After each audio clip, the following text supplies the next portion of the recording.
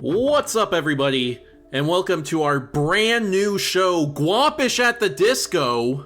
I am your hostess with the mostest, Tanner, and I am being joined by my favorite co-host, Jackson. Top 10 most awkward intros of all time. He's insane with it. It is not even close to top 10, dude. And also joining us, our most musical special guest, Tanichi. I'm also African American. We can't forget and that. gay, more importantly. It really explains his album pick. I won't mention it at all throughout the course of this podcast. That's the only... I'm sure you won't. That's right, everyone. This is some side guap content, our Guapish at the Disco, where we're going to be doing album reviews. And it'll be the three of us. Each week, one of us will choose an album, we'll listen to it, and then we'll make a video reviewing it. Blah, blah, blah, blah, blah. You get the point. It's also not going to be every week. We're shooting for every 2 weeks. We'll see if that schedule actually keeps up. I have a feeling we're going to quickly fall into weekly, but that's just my theory on how these shows usually go. Because, yeah, we're going to want to keep just getting as many albums out as humanly possible. Oh, yeah. We want to cycle our picks. Anyway, this week, the album was selected by our very own Tanichi. Tanichi, do you want to let us know what the album is and, you know, maybe why you selected it, and then go ahead and go into your overall thoughts, I suppose? Yeah. So, this is a 2021 album called The Library of Babel. It's by a super underground British rapper. I mean, he's got maybe... If I can go check here, he's got about 16, almost 17,000 monthly listeners on Spotify. This is like niche of the niche. Mm-hmm. I chose this album because I'm a super huge underground music fan. It's not even just rap or rock or R&B. It's just underground music as well. There's a certain creativity that comes from underground music. And I chose this one, because it's like thematically, it's really easy to follow, and it's a really good sort of digestible album that, like, it's not too long, it's not complicated, the concepts are easy to understand. It's just a really good listen. So I figured it would be good to get this guy maybe 2 more monthly listeners.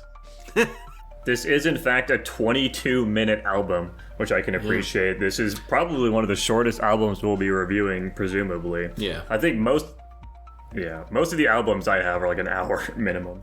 Yeah. I usually see albums being like 45 minutes, unless we like allow people to choose like, 3-song EPs or something. But what genre would you say this is, Tanichi? I think I saw the internet tell me it was like jazz rap or something like that. So, yeah, that's the internet's interpretation, because he uses a lot of melodic music, in the sense I would call the background music, I don't know how to describe it.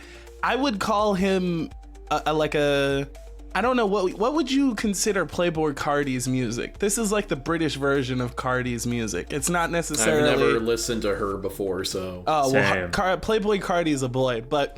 Oh. Playboy? Yeah.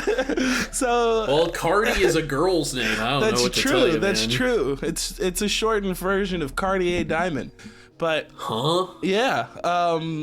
He has... A lot of rap is... bass, 808s, you know what I mean? Like, when you're listening to a rap song, you're not really giving the beat much thought. It's the lyrics, and especially nowadays, the lyrics aren't even really given much thought as much as it should be. But this version of rap, yeah, exactly. Nah, sometimes you just need to hear a different version of how, he would sell 400 drugs. I would personally sell 401 drugs, though. That's what makes my rap different. But this, he does that more psychedelic background tracks as he attempts to rap over them. In this album, he doesn't really do it. I want to say his background tracks that he's rapping over, the instrumentals, are particularly the way that they are as it helps him tell the story. But in general, CL, his background tracks are jazz, you know, something you can listen to without his voice, and his voice just adds to it. So this was sort of a step out of his comfort zone, because a lot of his music isn't very through and through. It isn't streamlined. It's everywhere. It's bouncy. It's on one track, he gives you a slow, melancholy song about how much he loves you, but he can't put the weed down. And then the next song, it's about how he's stealing bikes and riding stolen cars. This was his first album that he really produced, where track A connects to B, that connects to C, that connects to D. And it was something that, being a member of his community, back in 2020, I wanted to challenge him in order to create something like this. This was one of his main critiques, is like, you know, you're not really giving us something creative. And then he gave us this, and it really silenced a lot of his fans, because it was like, holy shit. we didn't expect you to be able to put these pieces together and make the puzzle look nice as well. Quick question here. Does he produce the instrumentals himself, or are those just like samples? So a lot of them are samples. Some of them for this one, I believe he didn't produce all of the music. I think Conrad Mundy, the person on the very first track that you hear, I think he's the producer. UK rap is very they don't have a lot of producers. They got a bunch of rappers. They don't got a lot of producers. So CL Brooks was the person that was doing the vocals for it. Who the fuck is Dweeb? I don't know. I think he might be the producer. See, he's just some random dude. Yeah, I think he might be the producer, but also in the same sense, CL Brooks has a bad habit of like just him and a friend will just make an album. So maybe he was like part of like the writing process. Or yeah, you know what I mean? He could be part of what brings this story together.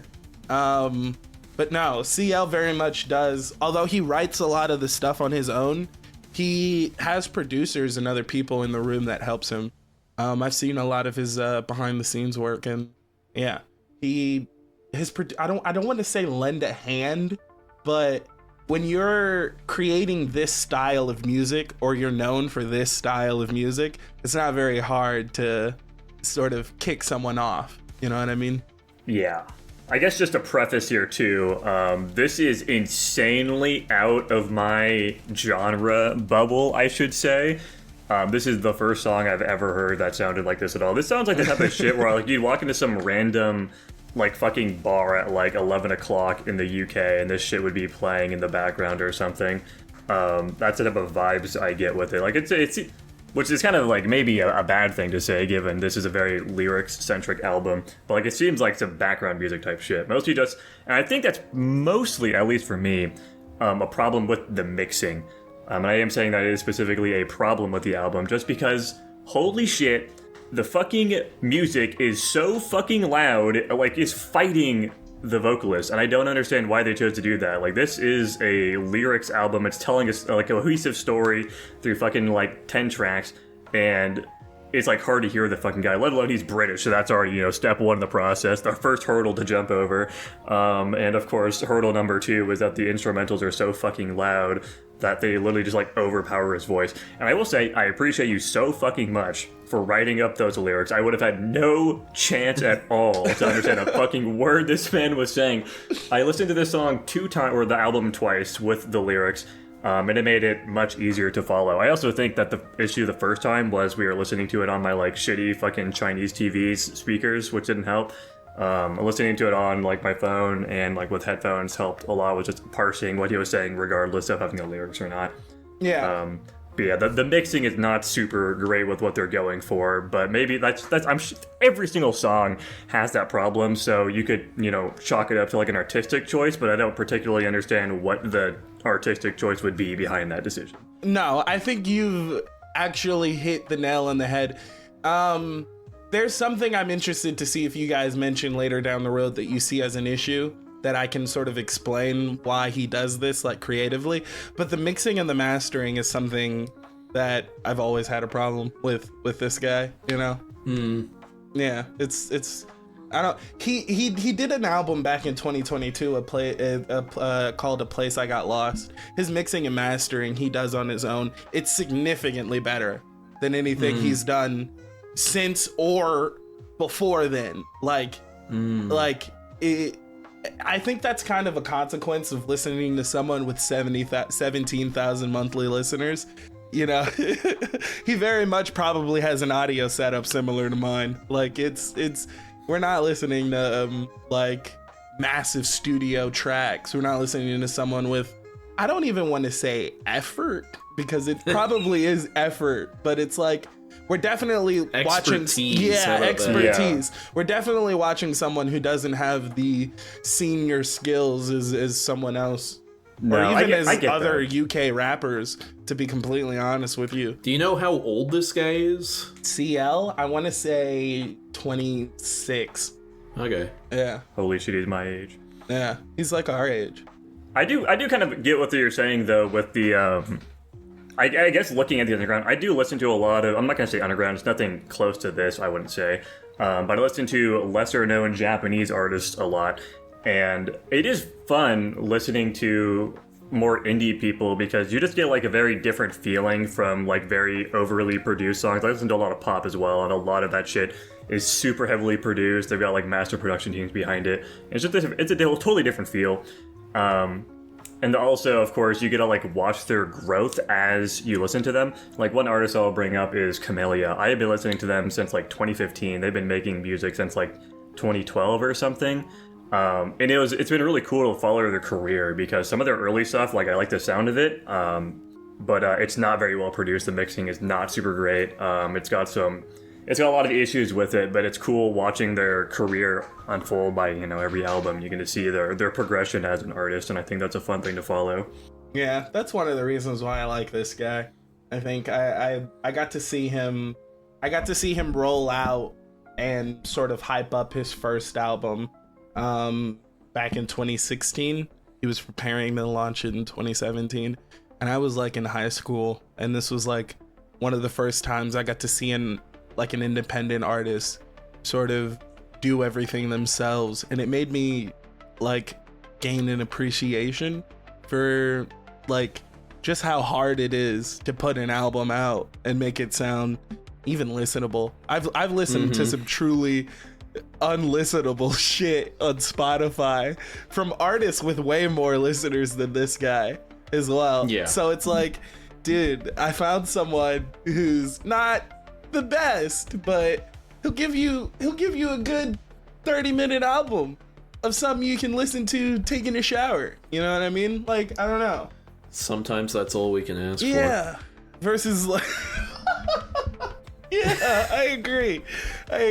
Just make something listenable. Right. Unfortunately, I'm going to be basically repeating everything Jackson says. This as well for me is, I think, quite possibly the furthest from my typical music taste that you could possibly get. I'm trying to, because I usually like my main like hyper specific genre I'm into is Viking metal. I have a feeling jazz rap is probably as far away from that as you possibly could get. Like, I don't even think like country is further away or anything. So and you know, you gravitate towards the genres you like because that connects you on a certain level. So obviously, this being kind of the opposite of my taste, I didn't really get into this one, and I really appreciate hearing how into it you are and how much you're able to take from it. Because honestly, when I'm listening to it, I listened through it like blind a couple of times and then with lyrics like twice, and it all kind of just runs into each other, you know? Like, I can't really differentiate any of these songs from one another, and like even with reading the lyrics, like you were talking about how like, oh, it tells this like through line story and whatever. I'm like, I don't know what you're talking about. Like I cannot decipher what is being told to me. That's exactly what I was fucking thinking. He's like, yeah, it's really easy to follow along. So I'm like, there's a fucking story. Yeah, to me, it's like the lines that stand out. It kind of just sounds like he's hyping himself up in all of the lyrics. He says, and that's the only thing I get from any of it. So many times. I'm assuming that's just like a UK rap thing. They just fucking say their name all the time. But I thought that was funny. No, but yeah, I'm with Tanner on that. That's a rap thing. Yeah, that's maybe in this specific album.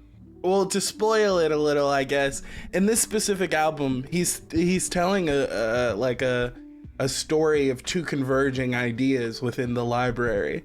So every album where he ends, I'm CL, or he ends it saying CL, is one perspective, while the other guy isn't ending it, speaking his name. And towards the end, you can hear sort of how the artist has sort of connected sort of the collapse of these two understandings to the overall collapse of the library. I know saying that is like, where the fuck did you hear that? What, which line, which number, which track, which option? But yeah, I think what excites me about this album overall is I can see that was very much me during the early listening of this album. What the fuck is this about? I barely can understand this guy. What is he talking about? But like with movies or like with anything, the more I sort of push myself to listen through it, I was like, holy shit, he is rapping differently. He is setting bars up differently. He is connecting it back to the story differently. And I think that's probably why I like music so much. It's because we can listen to the same thing 400 times and still come to a different understanding of it. I'm curious, had you put together like what sort of the through line story of this without having read the short story he uses for the narration? Yes. So interesting. I was able Did you end up reading that? Yes. Yes. What confused me was the ending, because I understood what he was going for, but during my first initial listen, I was like, much like you guys, this sounds like this guy's hyping himself up and this has nothing to do with the library. But during Once I'm Dead, the narrator is talking about sort of how long the library is, and how once people lost knowledge, they continue deeper within the library. And that was something he mentions throughout the rap. Like, I started climbing higher in the library to find knowledge again. And I think the direct bar is, I woke up in a hexagonal room, I'm playing Tactical Doom, so tell your wife you're coming back to her soon. And then the next song below, in my interpretation, is a different character being like, all right, I'm enjoying the knowledge I'm reading down here. I'm not even gonna go mess with that up there. Things are going crazy up there. That guy's up there and he's going crazy. I don't like that. And then slowly, as more knowledge starts coming in, you can hear the guy sort of brag, because knowledge is power, and you hold a certain power over people who don't understand the library. And what really grabbed me was in either, I forgot what it was. It's either Foot on the Neck or For What It's Worth. In Foot on the Neck or For What It's Worth, he starts the song off by saying, like, what the fuck did you do to my library? Like, you ruined my whole library. The bookshelves are all out of order. I can't tell what's going on here. And then you listen to the album again and you start to realize, holy shit, some of the album's out of order. Like, the intermission for the album isn't in the middle of the album, where usually you have an intermission. It's just before it. You know what I mean? It's small little creative details that, when I ask him on Twitter, hey, I noticed this, did you intentionally do this? Hearing the feedback of, yeah, like, good job, you noticed that, was like cool for me. So yeah, okay, I got to pick up. That is making me think. Doesn't he say in one of the songs something about being alphabetical? Yeah, like how it's supposed to be. Yeah, it's in the same song. Okay, yeah. so interesting. I guess the implication there is you probably are supposed to listen to this album in alphabetical order and then you get something else out of it. I don't know about that one. Maybe my interpretation of it was you're not listening to the album in alphabetical order. The way that this guy is telling you is a series of events out of order. And my little proof for this is the album where he's talking about what the fuck did you do to my bookshelf? You ruined it, is before the album where the other character tells you, I ruined the bookshelf, set these fucking books on fire in A Good Deal. So yeah, I want to say that it's set up like a twist. Like, you thought you were listening to this album in alphabetical order, but you're not. You're not, and you've missed so much. Like, I think this guy, because he definitely does this in later albums, and you can see it in some of the bars he set up, where it's like, all right, you're reaching in your concepts. Like, this concept is way longer and way more complex than it should be. But I think that's how cool this album is, because again, the backstory is this guy's nothing but just a melodic high rap. He is background music. That's what he's making it for. But this was supposed to be background music you hear and you catch a story in, and it makes you listen more and more and more. And I think, like, yeah, I think it does that. It did that for me. No, that's very interesting. This is funny to say, and so I'll say it. My favorite part of this album is it exposing me to that short story. Because I really fucked with the short story. Yeah, the concept is way better than the album. Depending on when we put this video out, you guys will have just seen on the channel us do reviewing our top 5 Spotify things. And I mentioned that I'm not much of a lyrics guy, because if I want words to make me think, I want to receive them in the form of a book. And so having a short story presenting some of the ideas in this album really helped. And I guess for context for the listeners, the short story is just called The Library of Babel. And it just lays out this, the library, which is a series of hexagonal rooms with a specific number of shelves and a specific number of books with a specific number of pages in every book. And the idea is every single book has every possible combination of 22 letters and then periods, commas, and spaces. And so hypothetically, you can find the answer to any and every question somewhere in one of the books in one of the libraries. And I don't know if he plays with this in the album necessarily, but I was like, okay, 22 letters. What language has 22 letters? And the only one is Hebrew, which makes sense because it's, the Library of Babel referencing the Tower of Babel, which is an Old Testament story. So I don't know if it's much deeper than that. No, fuck, it totally could be something deeper than that, because something interesting about ancient Hebrew is that every letter also doubles as a number. Yeah. So, yeah, a lot of interesting stuff there. And his one song, The Catalog, is referencing the idea that people in the library believe where, well, if there's every combination of blah, blah, blah, blah, blah, there must be a book in the library that is a catalog of the where... catalogs, yeah. Yeah, the catalog of every book that we would actually want to find. Yeah, I think this short story, very thought-provoking to me. I wish I had... I don't know what I don't want to say the IQ, but the intuition to gather these ideas from the music itself instead of relying on the book. Was the book better than the album? Yeah, absolutely. And I love the album. I think the album's maybe one of my top 20 albums ever. And I absolutely think the short story is 100% better than the book.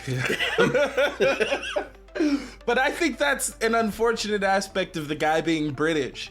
I think if he was American, he'd be able to connect these concepts a lot easier. Mm-hmm. But, you know. he also smokes a lot of weed, so he's Really? I couldn't tell. Yeah, his brain could also just be fucking tissue paper at this point. He might have gotten one-shotted by the ayahuasca. He really did wake up in a hexagonal room after smoking that shit. True. Where the fuck am I? Jackson, do you have any more thoughts on this one? No, not really. I didn't really have many thoughts in general. Kind of just short synopsis here. Fucking he's just busting a gut. Don't like it. Short synopsis. Don't like the mixing. Guys, British. Yeah, Next album. no. This shit's definitely just not for me. The thing with me with music that's out of my realm, and I'm sure this is the same thing with basically everybody that listens to music, is it takes me a while to like adjust myself to certain genres, and this is so out of the realm of what I normally listen to. It would legitimately probably take me like another 10 different albums in this style to even start having like an appreciation for it. Because this is some fucking artsy indie shit. It is not very well mixed. I couldn't particularly follow the story through line that it was trying to present, so mostly the lyrics meant nothing to me. It was basically just a fucking nothing album, honestly. I have basically no thoughts on it at all. I've got a random question for you guys, and I've often pondered this. What do you guys see as being like the most inaccessible genre of music? Extra tone. Christian death metal. Interesting. I don't need... What is extra tone, Jackson? It's electronic music that is 1,000 plus BPM. Okay. It's basically just like noise. Yeah, it's like... I'd say so. It's rough noise as well. It's not even good sounding. No, it's just like... I think generally speaking, I'd say metal seems like the most inaccessible to me. I wouldn't even necessarily say because of the music. I think it's usually because of the aesthetics that metal bands and fans have adopted, which makes it seem much scarier from the outside than, in my opinion, as a big metal guy, it actually is. Like, I think a lot of people don't get that a significant percentage of metal music is kind of meant to be silly. Like, over the top, but like, it's like not taking itself seriously. Not supposed to be like a joke, I'd say, but it's like you're definitely tongue in cheek, you know? Like Slipknot. Yeah. The goofy, scary masks and whatever, I don't think you're supposed to... I don't think they are saying like, yeah, you're supposed to take us seriously while we're wearing this fucking shit. I think they see it as like an aesthetic that's kind of meant to be like an entertainment thing, you know? But anyway, that's totally unrelated to it. What do you think about the album overall? What are your closing thoughts? I mean, yeah, I'm pretty much on board with you. I was not smart enough to parse anything from this. And I would just sit. What's funny is, like, without the lyrics, I do appreciate this album makes me focus really hard on trying to understand what's being said. And so what ends up happening is when I'm not reading the lyrics, I'll be focusing really hard, and then I'll miss something, and then I will become self-aware of how hard I'm trying to listen, and I'm still missing things, and then I'll start laughing at myself. And that was a pretty consistent emotional thing. But the first time we listened to this blind as well was funny as fuck. Like, we're both just sitting on my couch in front of my TV listening to the album. We can't understand a fucking word this guy is saying. It was literally, we would laugh, then we would go silent and start trying to listen again, realize we're not figuring out what's going on, and then start laughing again, just over and over. That's something I never even thought of. I knew he would be a challenging listen because he's a British person. Like, I don't want to keep saying this, but yeah, they don't speak very well for it being their language. They really, they really fuck it up. We really figured that shit out. Like, we solidified English, man. We've perfected it. But I thought my biggest challenge, I thought you guys' biggest challenge with this album, one would be understanding it, understanding him, not understanding it, but also just the pacing and the, like, not the tone, but the pacing and the setup to some of to some of the albums. In a lot of albums, there's a serious track, a jokey track, then a serious track, then a jokey track. Then you might have a skit, or you might have like a small interlude, or my favorite albums have like commentary where the guy talks about, all right, now we're switching gears, or like with an album this short and this sort of, I'll say for me, digestible. When it comes to those very long, those hour-long albums, those 45, 50-minute albums, do you guys find the tone and the pacing, or not the tone, I keep saying, do you guys find the pacing of this to be manageable versus the pacing of those more hour-long albums?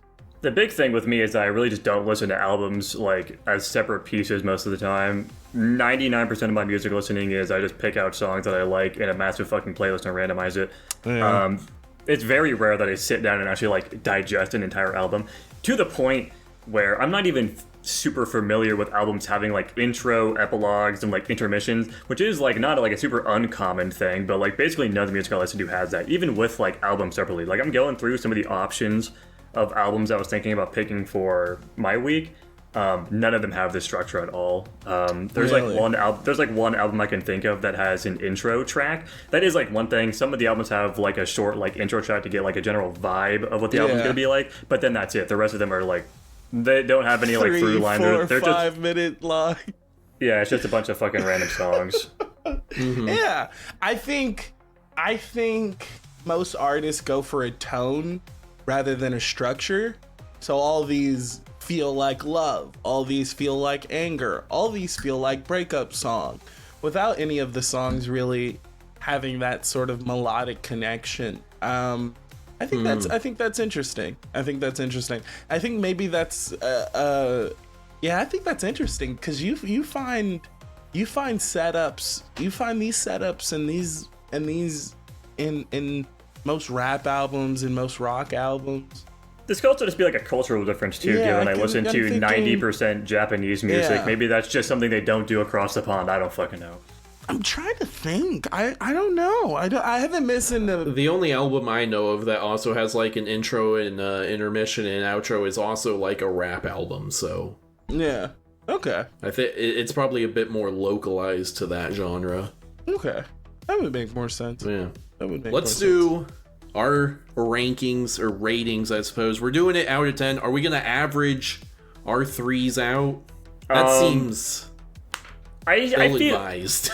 I mean, I'm trying to think. When I'm thinking about how we're going to be doing our rankings, I'm kind of thinking about how we're doing it in the context of what it's going to look like on the website, to be honest. Mm-hmm.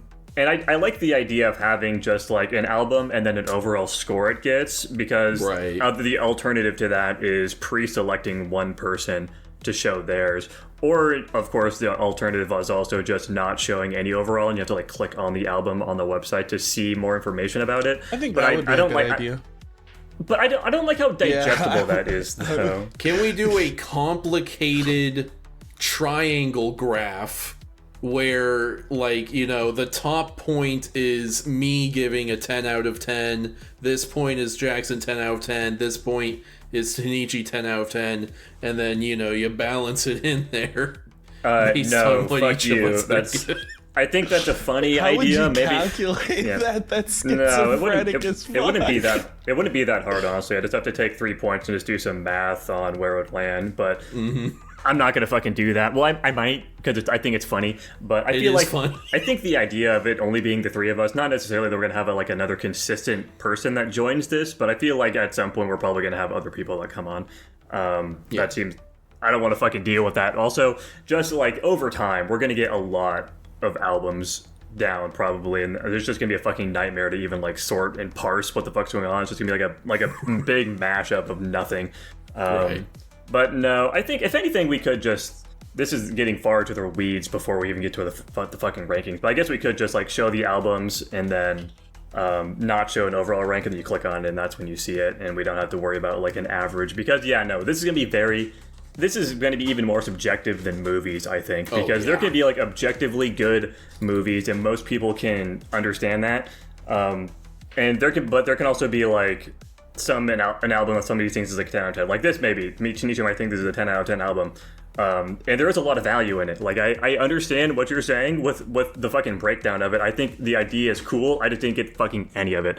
And I'm going to be writing it very lowly because of that. I'm sure, but I what I like about this is, and this is sort of something I saw in the movie reviews, this is a very like middle tier album. Like in the grand scheme of music, this might be a 5 or a 6, but in our opinions, this could be a 2 or a 3 until we get some real 2s or 3s in here. Like, that's correct. Yeah, that's so facts, though. yeah, you know what I mean? Like, this is still listenable music. I can't wait until we get, you know, an album of just 1,000 monthly Spotify listeners, and we really have to sit through, you know, some high school kid's passion project. I can't wait for those days. So I can't wait for Tanichi to show us something he made. Yeah, no, he fucking just whipped it up one weekend, published it on SoundCloud. And, you know, I might, dude. The Life of a Roach has been in production for 70 years. Literally, we're reviewing music now, so we're basically obligated to form a small band and produce an album or so. There we go. We don't have another option. I like the concept of the triangle. I'm not doing the fucking triangle, man. Tanichi's triangle build now, dude. But also I want to have like a group ranking where it might be the average, because while I see this ranking low, I can't wait for this to be lower than some slop, because we all gave it a 3 and we couldn't formulate a good average on this one. So I like that idea because what it means for music.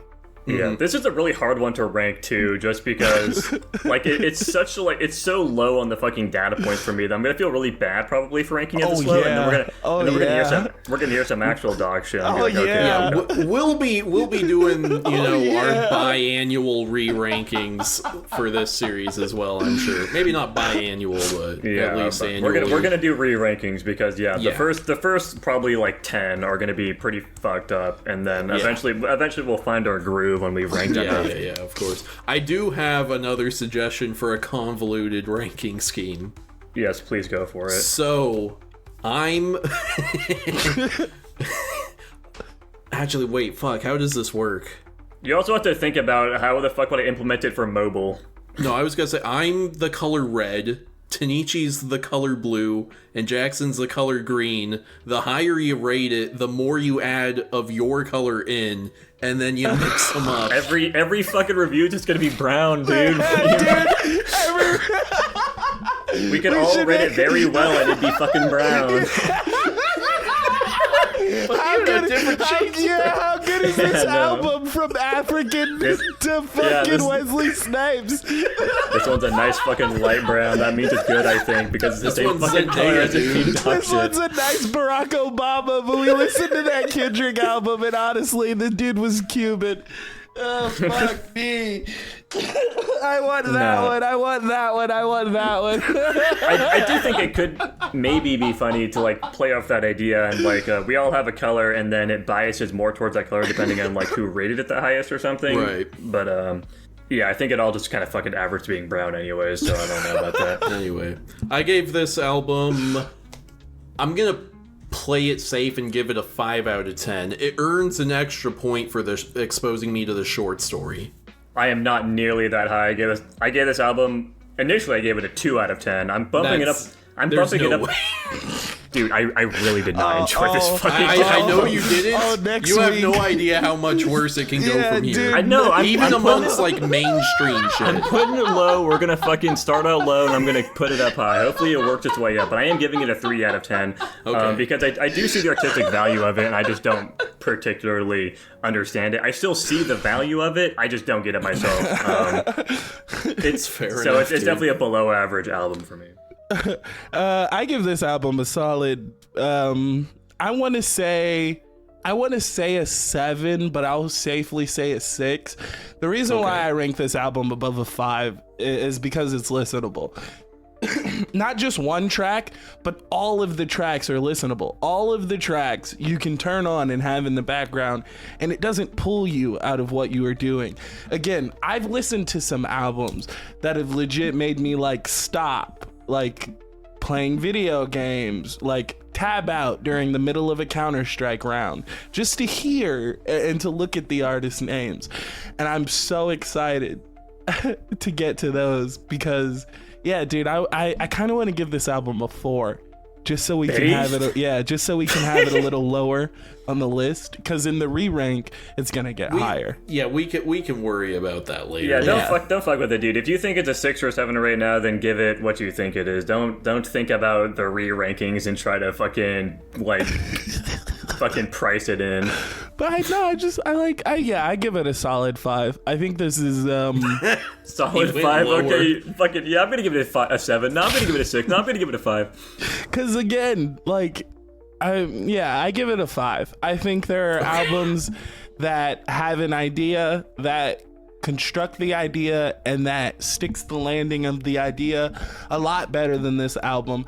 I think that despite the idea being obscure or unique, the execution, while it was executed okay, it still wasn't done to the best of his ability or to the best of the listener's ability. So I'd give it a 5.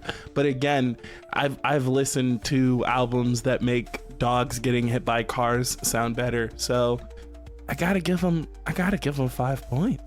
I can't wait for it. I love how fucking this is now like a 40+ minute review on a 20-minute album.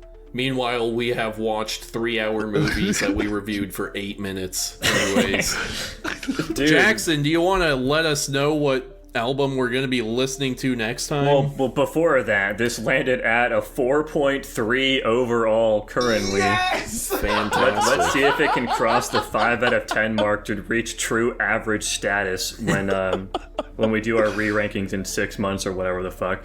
But yeah, the album you guys are going to be subjected to, as I had a few options. I'm just going to go with an album I like a lot personally, that I think isn't like, because I'm trying to find something that's not like just like objective J-pop that Tanner's gonna be like, okay, whatever. Something that has like some interesting instrumentals and like some things to grab onto. It is still a fucking Japanese album, of course, because that's all I'm gonna be picking probably. This is the 2019 album Odyssey by UK Rampage. Is it on Spotify? I don't fucking know. I don't use Spotify.